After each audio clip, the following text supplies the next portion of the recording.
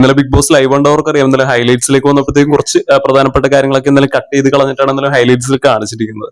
അതായത് Adila Noora relation related ആയിട്ടുള്ള കുറച്ച് പ്രശ്നങ്ങൾ തന്നെയാണ് ഇന്നലെ തന്നെ ഹൈലൈറ്റ്സിൽ കുറച്ച് കാണിക്കുന്നുണ്ട്. അതായത് മോർണിംഗ് ടാസ്കിന്റെ ഭാഗമായിട്ട് ആരാണ് ഇപ്പോഴും ആക്റ്റീവായി തുടങ്ങാത്തത് എന്ന് നിങ്ങൾക്ക് തോന്നുന്നതും അതുപോലെ തന്നെ അതിനുള്ള റീസണും എല്ലാം പറയാൻ പറഞ്ഞിട്ട് ടാസ്ക് ഇന്നലെ മോർണിംഗ് ടാസ്ക് ഇന്നലെ കൊടുക്കുന്നുണ്ട്. അപ്പൊ ഈ ആദിലേക്ക് വന്ന് പറയുന്നത് വേദലക്ഷ്മിയുടെ പേരാണ്. ഇപ്പോഴും അങ്ങനെ വേണ്ട രീതിയിൽ ആക്റ്റീവായി തുടങ്ങിയിട്ടില്ല എന്ന് പറയുന്നിടത്ത് വെച്ചാണ് എന്തായാലും ഹൈലൈറ്റ്സിനകത്ത് കട്ട് ചെയ്ത് കളയുന്നത്. അതിന്റെ ഒപ്പം തന്നെ അതിൽ പറയുന്ന ഒരു കാര്യം കൂടി, ഈ വന്ന സമയത്ത് LGBT കമ്മ്യൂണിറ്റിക്ക് എതിരായി ഈ വേദലക്ഷ്മി എടുത്ത തീരുമാനങ്ങൾ മാത്രം ശരിയായിട്ട് തോന്നുന്നില്ല എന്നുള്ള ഇതിലൊക്കെ പറയുന്നുണ്ട്. അപ്പൊ ഈ സമയത്ത് ബിന്നി പറയുന്നുണ്ട് അത് കഴിഞ്ഞ കാര്യമല്ല, അതിനെ കുറിച്ച് ഇപ്പോഴും പറയേണ്ട കാര്യമുണ്ടോ എന്നുള്ള ഇതിലൊക്കെ എന്തായാലും ചോദിക്കുന്നുണ്ട്. ഉറപ്പായിട്ടും അത് വിട്ടുകളയുന്ന ഒരു കാര്യം തന്നെയാണ്. അത് വീണ്ടും വീണ്ടും അതിലെടുത്ത് ഇടുന്നുണ്ട്. അത് വേറൊന്നുമല്ല, അതിന്റെ ഒരു സൈഡ് നമുക്ക് നോക്കിയാൽ അറിയാം. പ്രത്യേകിച്ച് ഇതുപോലത്തെ രീതിയിലുള്ള ഒരു പ്രശ്നത്തിന്റെ പേരിൽ ഒരുപാട് സംസാരം വീണ്ടും നടക്കുന്ന സമയം ഇവർക്ക് അതിന്റെ രീതിയിലൊരു ഫാൻ ബേസ് കിട്ടുകയും പുറത്ത് അതിന്റെ രീതിയിൽ സപ്പോർട്ട് ഈ പറയുന്ന അതിലാൻ ഉറക്കുന്ന കിട്ടുകയും ചെയ്യുന്ന ഒരു ശരിയായിട്ടുള്ള ഒരു കാര്യം തന്നെയാണ്. അതായത് അവർക്ക് നല്ല രീതിയിൽ അത് വേണമെങ്കിൽ യൂസ് ചെയ്തിട്ട് നല്ല രീതിയിൽ വീണ്ടും മുന്നോട്ട് പോകുന്നതിന് അത് നല്ല രീതിയിൽ ഹെൽപ്പ് ചെയ്യുന്ന ഒരു കാര്യം തന്നെയാണ്. പ്രത്യേകിച്ച് ഈ പറയുന്ന ഒരു അവസാന ഘട്ടങ്ങളിലേക്ക് വരുമ്പോൾ നല്ല രീതിയിൽ തന്നെ ഒരു ഹോട്ട് ടോപ്പിക് ആയിട്ട് എടുത്തു കഴിഞ്ഞിട്ടുണ്ടെങ്കിൽ മുന്നോട്ട് നല്ല രീതിയിലൊരു വലിയൊരു സാധ്യത തന്നെ ഈ പറയുന്ന അതിലൂറൊക്കെ ഉറപ്പായിട്ടും ഉണ്ട്.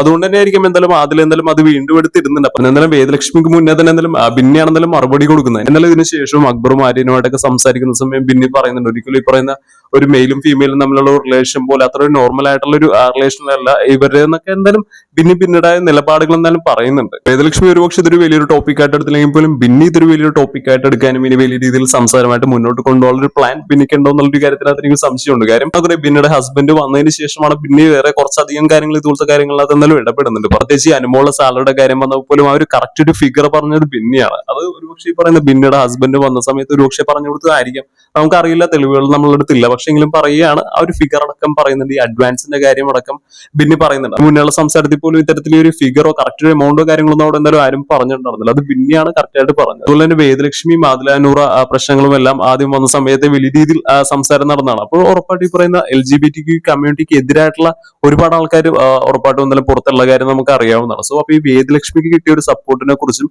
ഒരുപക്ഷെ ബിന്നിയുടെ ഹസ്ബൻഡ് ബിന്നിയുടെ അടുത്ത് പറയാനുള്ള ഒരു സാധ്യത ഒരുപക്ഷെ ഉണ്ടായിരിക്കാം. അത് അറിഞ്ഞതിന് ശേഷമാണോ എന്നറിയില്ല, എന്തായാലും ആ ഒരു ലൈനിലേക്ക് എന്തായാലും ബിന്നി പിടിക്കാൻ നോക്കുന്നുണ്ടോ എന്ന് ചെറിയ രീതിയിൽ എനിക്കൊരു സംശയമുണ്ട്. പക്ഷെ ഈ പറയുന്ന പോലെ അതെന്തായാലും ഇനി മുന്നോട്ട് പോകുന്നതിനനുസരിച്ച് മാത്രമേ നമുക്ക് അറിയാൻ പറ്റുള്ളൂ. 100% ഇതിന്റെ ബേസിൽ അവരെന്തായാലും ഇത് തന്നെ ആയിരിക്കും ചിന്തിക്കുന്നത്. അല്ലെങ്കിൽ ഇവരെ ഹസ്ബൻഡ് തന്നെയാണ് പറഞ്ഞതൊന്നും നമ്മൾ കണ്ടിട്ടില്ല, അല്ലെങ്കിൽ അങ്ങനത്തെ ക്ലിപ്സ് ഒന്നും അവരെന്തായാലും പുറത്ത് വിട്ടിട്ടില്ല. സോ അതിനെക്കുറിച്ച് 100% എനിക്ക് എന്തായാലും പറയാൻ പറ്റില്ല. പക്ഷെ എനിക്ക് എന്തായാലും അങ്ങനെ തോന്നി. അതുപോലെ തന്നെ ഇന്ന് വിട്ടിരിക്കുന്ന ഒരു പ്രൊമോ ഈ പറയുന്ന ലാലേട്ടൻ അനീഷിന്റെ അടുത്ത് കിടന്ന് ചൂടാകുന്ന ഒരു ക്ലിപ്പും കാര്യങ്ങളൊക്കെ എല്ലാം ഇന്ന് എന്തായാലും പുറത്ത് വിട്ടിട്ടുണ്ട്. അതായത് ഇന്ന് രാത്രിയുള്ള ഷോയിൽ എന്തായാലും നമുക്കത് കാണാവുന്നതാണ്. പ്രത്യേകിച്ച് ഈ പറഞ്ഞ PR റിലേറ്റഡ് ആയിട്ടുള്ള പ്രശ്നവുമായിട്ട് ബന്ധപ്പെട്ടാണ്.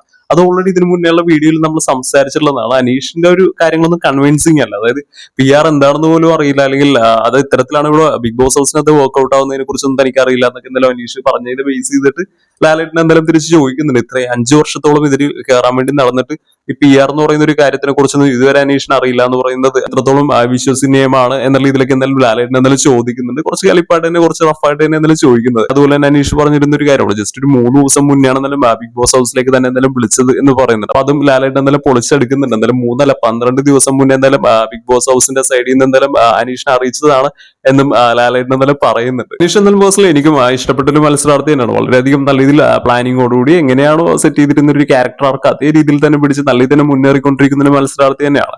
ഇത്തരത്തിലൊരു PR ഒരു സപ്പോർട്ട് ഇല്ലെങ്കിൽ പോലും നല്ല രീതിയിലൊരു വിജയ സാധ്യതയുണ്ട് എന്ന് പേഴ്സണലി ഞാൻ വിശ്വസിക്കുന്ന ഒരു മത്സരാർത്ഥി കൂടിയാണ് അനീഷ്. പക്ഷെ എന്തായാലും ഈ ഒരു കാര്യത്തിൽ എന്തായാലും പെട്ടുപോയി എന്ന് പറയാതിരിക്കാൻ വയ്യ. കാര്യം ആ ഒരു വീഡിയോ കണ്ട സമയത്ത് ഒരുവിധപ്പെട്ട എല്ലാവർക്കും തന്നെ തോന്നാൻ സാധ്യതയുള്ള ഒരു കാര്യം തന്നെയാണ്. അനീഷ് ഇത്രത്തോളം നല്ല രീതിയിൽ എല്ലാ കാര്യങ്ങളെ കുറിച്ചും അറിയുന്ന, നല്ല രീതിയിൽ എഡ്യൂക്കേറ്റഡ് ആയിട്ടുള്ള ഒരാൾക്ക് ഇതുപോലത്തെ രീതിയിലൊരു കാര്യം ഇവിടെ ബിഗ് ബോസ് ഹൗസിനകത്ത് ഉണ്ട് എന്നറിയില്ല. അതും പ്രത്യേകിച്ച് ഒരു 5 വർഷമായിട്ട് ഇവിടെ കയറാൻ വേണ്ടി ഇങ്ങനെ വേറെ ജോലിക്കൊന്നും പോവാതെ ഇതിന്റെ പുറകെ നടക്കുന്ന ഒരാൾക്ക് ഇത്തരത്തിലുള്ള ഒരു കാര്യം അറിയില്ല, തനിക്ക് ഇതിനെ കുറിച്ച് കേട്ടിട്ട് പോലും ഇല്ല എന്നൊക്കെ പറയുന്ന ഭൂരിഭാഗം ഓഡിയൻസിനും കൺവിൻസിംഗ് ആയിട്ടില്ല എന്ന് തന്നെയാണെന്നാലും എനിക്കും തോന്നിയത്. അപ്പൊ എന്തായാലും ഇതുപോലത്തെ രീതിയിലുള്ള ബിഗ് ബോസ് റിലേറ്റഡ് അപ്ഡേറ്റ്സും സിനിമ റിലേറ്റഡ് അപ്ഡേറ്റ്സും കാര്യങ്ങളും എല്ലാം ഇഷ്ടപ്പെടുന്നവരാണെങ്കിൽ ഈ ചാനൽ സബ്സ്ക്രൈബ് ചെയ്ത് വെക്കാവുന്നതാണ്.